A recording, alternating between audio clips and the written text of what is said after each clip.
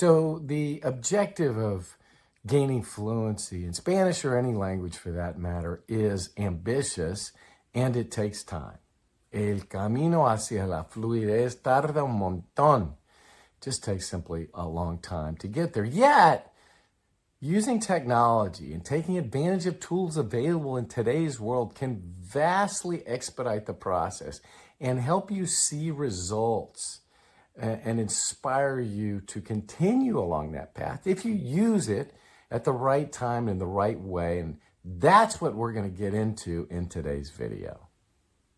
My name is Scott Bryan, and look, I've achieved this fluency. I've used the technology to expedite the process, so I'm here to share what I learned along the way. And I can tell you that, to me, this whole thing starts with having a really clear plan and a framework to execute that plan. If you think about a framework to gain fluency, I think of it in 4 major steps or pillars is what I call it. And I've got some other videos. I might have a paper that I can link to below.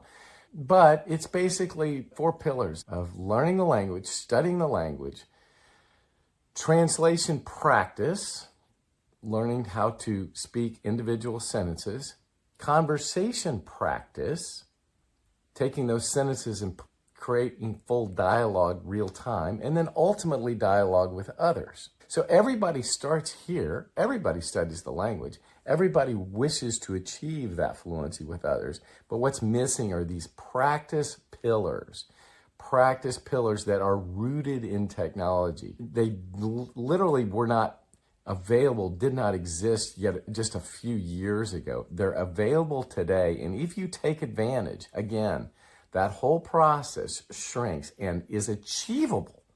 For most people, they simply give up out of frustration and it simply takes too long. This makes it possible. It did it for me. And I'm going to share some very concrete examples of what that means today and what these practice pillars are, and give you a feel for where you are and where you might need help in that regard. So let's get into it right now. All right, so now let's talk about this practice framework, if you will. And when I say practice framework, I'm talking about pillars number 2 and 3 in the larger framework of pillars that helps you achieve fluency, right? You start here, learn the language, then you move to translation practice, conversation practice, and ultimately dialogue with others. All right. I'm going to start with pillar number 3, not pillar number 2, pillar number 3, because I want to give you a feel for what it means to be able to have conversation practice, okay? And there's a lot of attention today on artificial intelligence with good reason. It's powerful and it's super useful and helpful in use cases like this. I use it every single day.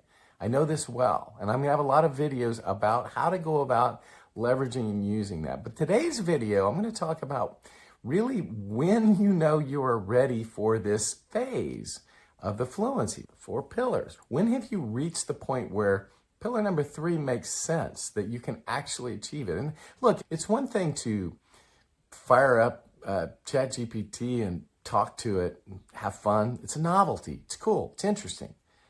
Can you use it effectively on an ongoing daily basis to achieve results? That's what I care about. So my point is, when are you going to be ready for this? You have to have a command, a real-time command of the language, such that whatever you're saying in English, you could say in Spanish, okay? Lo que dice en inglés, podría decir en español. So here's a little exercise I would suggest that you do. Like, think about anything, any phrase, cualquier frase, what I'm doing right now.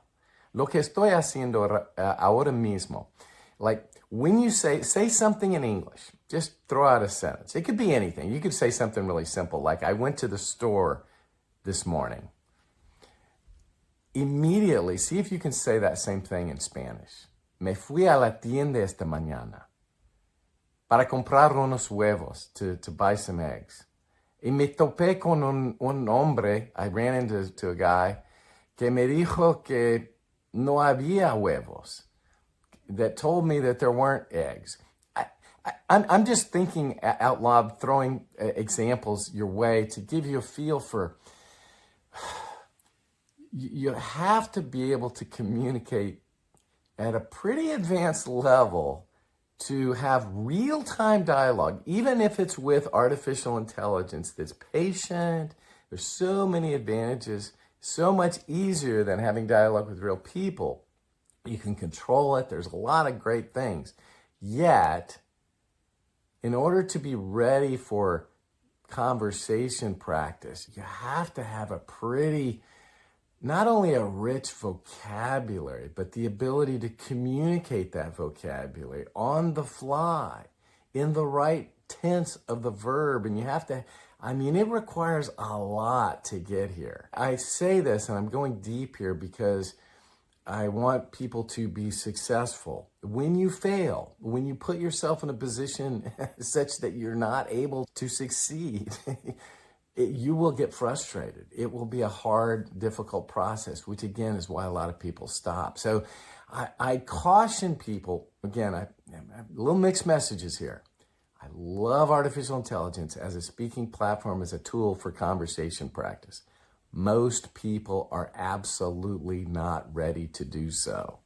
Okay, so just hear me now, listen to me later.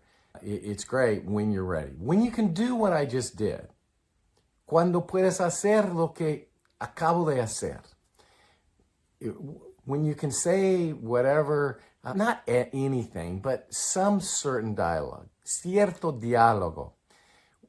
When all of a sudden you're able to just think about the things to basic communication, that you have an ability to do some level of that in Spanish pretty freely, and you're getting most of the verb tenses directionally correct. You're going to be making mistakes, but you have to be pretty far down the path to be ready for that stage. So, all right, and if you're not, let's assume you're not. You failed my test, so to speak. It's like, okay, well then how do I get there? Well, we'll talk about that next. All right, so if you're not ready for that conversation practice, pillar number 3 here, I would suggest you start with pillar number 2. Again, pillar number 2, though, think about prerequisites. You have to know the language. You have to have some basic understanding of verb conjugation, some decent vocabulary. It's a process, right? Now, how do you go about pillar number 2? Well, think about what I just did, right? Piensa en lo que acabo de hacer. Think about what I just did. Piensa en lo que acabo de hacer. What if we took that exact phrase and made a study card out of that to practice, to translate? Think about what I just did. That would be the phrase in English. Piensa en lo que acabo de hacer would be the translated Spanish version of that, right? And that is a card, a translation practice card, if you will. And imagine you can figure it out if you look at it and you're pausing and you have all the time in the world. There's nothing real time about translation practice. You take your time, you get it, you figure it out. And maybe it's hard, it takes a while to get there. You do it again tomorrow, you see that same phrase. And then you figure it out, you get better. And over time, you see it less, but you still pops up and you study it. After a while, you're going to get pretty good at communicating that particular phrase. You'll know how to do it, and you'll say it in a way that hopefully sounds good. The vocabulary is correct, the verb tenses are accurate, etc. You do it one sentence at a time. And imagine you do that for a handful of sentences, 15, 20, 30 sentences a day in little increments. You do that over and over again, all of a sudden you're speaking. It's not real time yet, but you're learning how to say things, communicate thoughts that start in English because we're Anglo-hablantes, we speak English, and you're learning how to say that same thing in Spanish, right? So it comes through. So it's powerful. And if you do that over and over in pillar 2 here and get good at that, no pressure and real-time dialogue, because there's nothing real-time about translation practice, but all of a sudden you have the tools. Now imagine you have a portfolio, a large portfolio, because you've been doing this for months, right? really translating lots of things and focusing maybe on a specific area, you get really good at this stuff. Now you're ready to move over here and turn on the switch and say, let's start throwing that out and see if I can respond and say that same thing. Use all these sentences I've learned here in practice. That is the essence of what pillar number 2 is, this translation practice. And hopefully you see why it's so powerful as a tool. And it has a progression. It's a necessary requirement to get over here to ultimately get to the finish line, the tierra prometida, the promised land. Okay, in resumen, to summarize this, I just want to state that what we've covered today is really what I think of as a practice framework. 2 pillars, pillars number 2 and 3 in my book, around translating practice and conversation practice. Necessary elements that I believe are missing in the vast majority of people's efforts to gain fluency.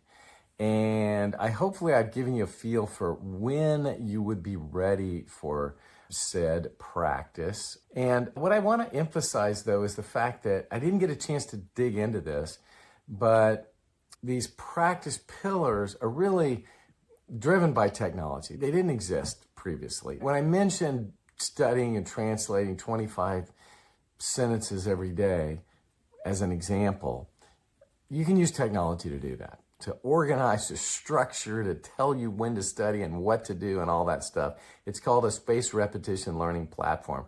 That technology exists. It is insanely helpful for retention and gaining that knowledge that's required in pillar number 2. Over here in pillar number 3, it's artificial intelligence. I use ChatGPT to do that. It speaks. And again, these things are, are made available that literally didn't exist. When I started my journey, it was a long time ago, walking around in Spain with a pocket dictionary. This stuff just didn't exist, and hence I failed. I gave it my all, but I just couldn't get there. Technology in today's world has made it possible, and that's why I'm recording these videos. I achieved it strictly and completely because of the use of this technology. So anyway, hopefully this is food for thought, and it's been helpful. Thank you.